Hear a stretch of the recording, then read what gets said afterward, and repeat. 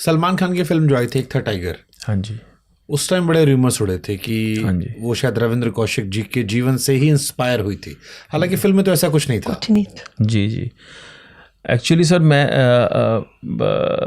क्योंकि उसमें टाइगर का जो टाइटल उन्होंने इस्तेमाल किया, इंडियन किसी स्पाई को ये टाइटल नहीं मिला है। ये अपने ही खत में उन्होंने लिख के भेजा था, और खत बहुत पुराना उनका 70s 80s का खत है उनका लिखा हुआ, कि मुझे ब्लैक टाइगर का कोड नेम मुझे दिया था हुकूमत ने। तो वो टाइगर का टाइटल जब हुआ और स्पाई दो चीज़ें मैच हुई, तो वहाँ से मुझे लगा कि ये उन्हीं की कहानी है। फिर वो एक लव अफेयर उनका दिखाया गया है, कटरीना सलमान का जो ट्रैक है, जो पाकिस्तान एक्चुअल में इनका अफेयर पाकिस्तान में जो हुआ था, उस अफेयर को उन्होंने फिर पूरा शिफ्ट कर दिया, उस कहानी को पूरा मतलब पाकिस्तान से बाहर ले गए, इसलिए वो रिजेम्बलेंस ख़त्म हो गई पूरी। एक था टाइगर की, ये था सर। पर उसमें भी स्पाई का थोड़ा एग्जेगरेट करके उन्होंने दिखा। दो स्पाई की ज़िंदगी में थ्रिल है सर, करेज है, थ्रिल है, लेकिन वो अलग किस्म का है सर। एलिमिनेट तो स्पाई को करना पड़ता है किसी मौके पर आकर, पर वो बचता है शूट आउट करने से, उससे बचेगा। एलिमिनेशन के उसके पास और बहुत रास्ते हैं। बॉटलिनम एक पॉइजन है, सिगरेट पे लगा के, टूथपेस्ट पे दे के भी वो एलिमिनेट कर देते हैं। बहुत सारे केसेस हैं ऐसे। तो इनकी स्टडी बहुत डीप होती है कि अगर आपको टारगेट को एलिमिनेट करना पड़ा, तो बजाय शोर के कि आप उसको शूट करो, उसको उसका मर्डर करो, आप उसको साइलेंटली किल किया जा सकता है। तो साइलेंटली किल हुए हैं सारी हिस्ट्री में, जितने भी एजेंसीज काम कर रहे हैं, MI6 ले लो, KGB ले लो, सब साइलेंटली किल करते हैं। रॉ ने भी किया। मैंने सुना उसके बाद भी शायद एक बार सलमान खान से मीटिंग आप लोग की हुई थी।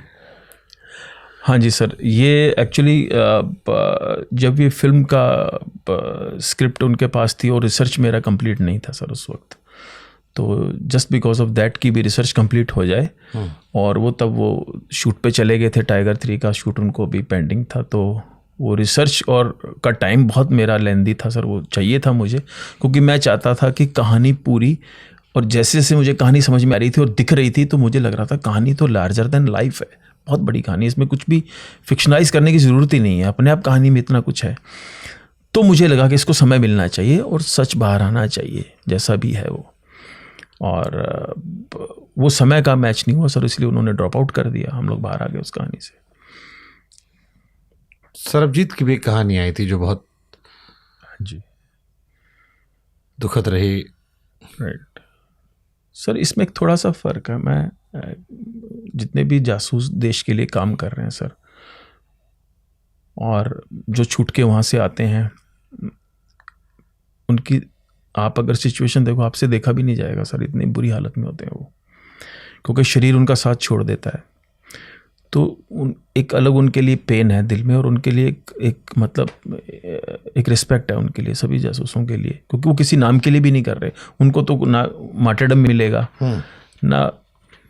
लेकिन सर इसमें इसलिए मैं थोड़ा अलग करता हूँ बाकी जासूसों से रविंद्र कौशिक जी को, कि ये कभी डिनायल वैसे मोड पर नहीं रहे कि मैं गलती से पाकिस्तान आ गया था। नहीं, इन्होंने बहुत स्ट्रेट फॉरवर्ड एडमिट किया था कि मैं अपने देश के लिए आया हूं, मैंने अपने देश के लिए काम कर दिया, मैंने जो करना था कर दिया, अब आपके हाथ में जो है आप कीजिए।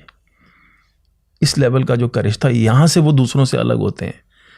क्योंकि एक डिनायल करना, यार मैं गलती से पाकिस्तान चला गया था, मैं तो गलती से एक बॉर्डर क्रॉस हो गया और मुझे जासूस बना दिया गया, मैं जासूस था नहीं। इन्होंने तो कभी नहीं कहा, ये कभी डिनाई नहीं किया, इन्होंने तो एडमिट किया। काहुदा के अलावा क्या क्या अचीवमेंट्स थी सर?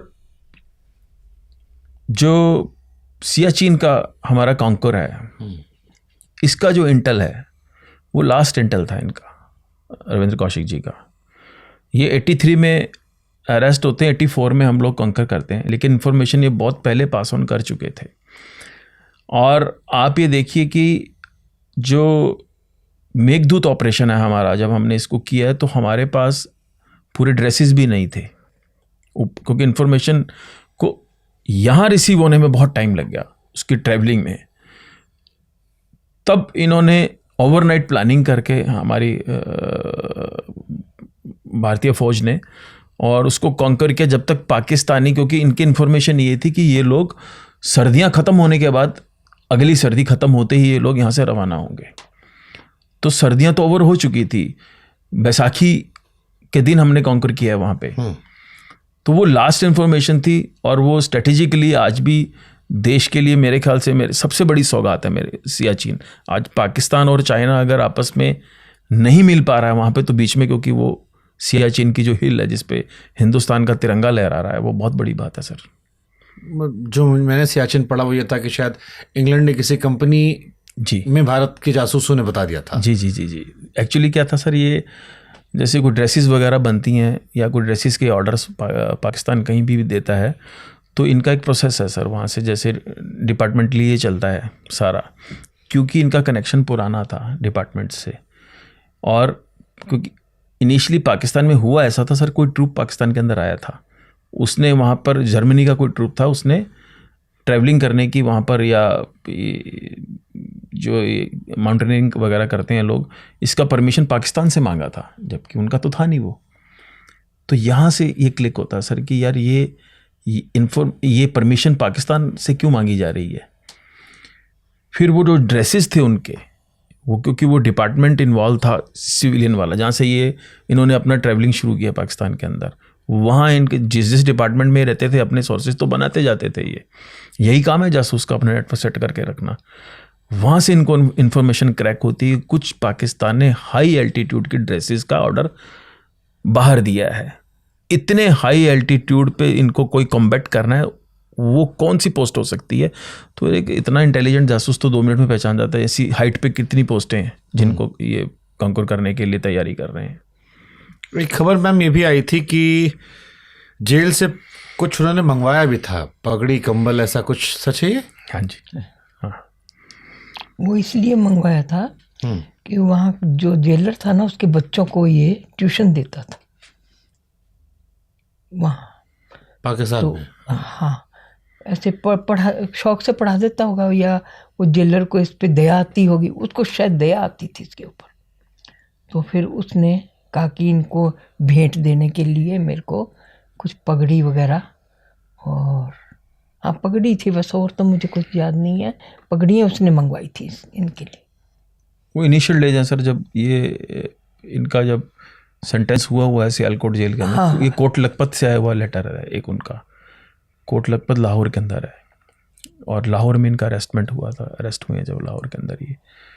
तो इनिशली जब तक कि ये चीज़ क्रैक नहीं हुई कि इनके लेटर कैसे जा रहे हैं बाहर, तो वहाँ पर अमूमन कैदियों को, बाकी कैदियों का भी यही हाल है वहाँ पे, वहाँ के जो जेल स्टाफ है वो कुछ ना कुछ मंगवाता रहता है। मैंने बाकी जासूसों से भी सुना है कि वो खुद बैठ के लेटर लिखवाते थे कि ये लिख, एक चद्दर लिख दे, एक लोई लिख दे, जैसे यहाँ लुधियाना में अपने बनते हैं, ये लिख दे, ये लिख दे, वो खुद कह के लिखवाते थे।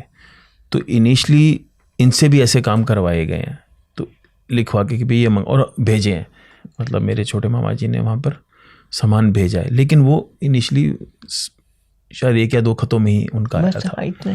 उसके बाद ये सब चीज़ें जाते कैसे थे सामान पाकिस्तान?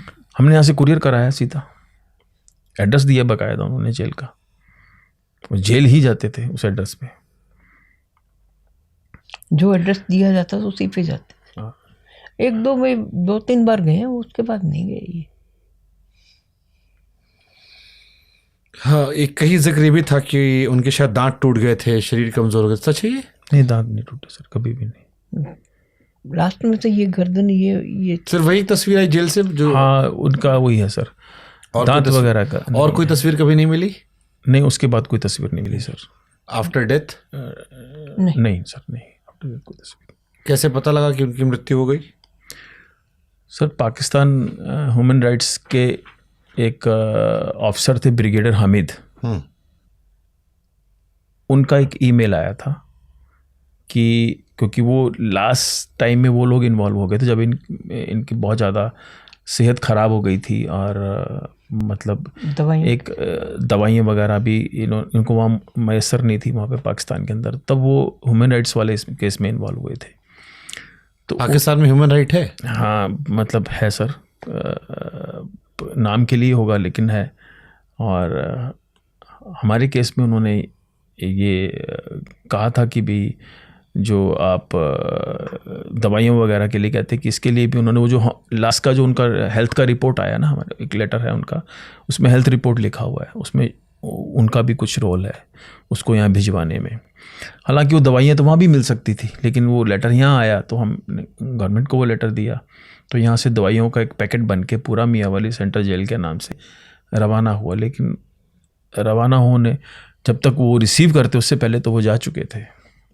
एक हिंदू परिवार में मैडम अंतिम संस्कार का बड़ा महत्व होता है। हाँ, यही मैं कहना चाहती थी। उन्होंने उनका शरीर भी नहीं दिया।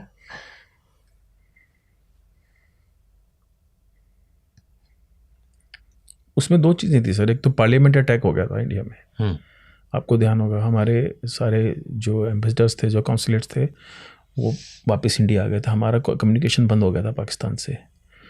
उन दिनों में हमने कोशिश की थी फैमिली ने पूरी कि उनकी कम से कम बॉडी हम ला सकें यहाँ पे, जो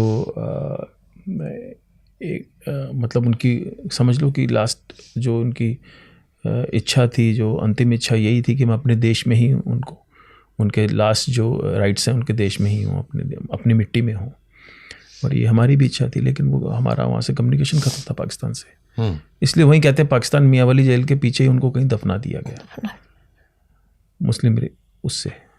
आखिरी लम्हों में उनका लुक भी पूरा मुस्लिम जैसा ही था। बिल्कुल मुस्लिम जैसा था सर।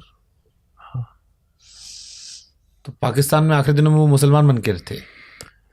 मुसलमान नहीं, मुझे ऐसा लगता सर, मेरा अपना इंटरप्रिटेशन है ये, क्योंकि वो इतनी मार खा चुके थे, उनके खत इन चीज़ों से भरे हुए हैं, और अब उनमें जान थी नहीं, बिल्कुल भी जान नहीं थी।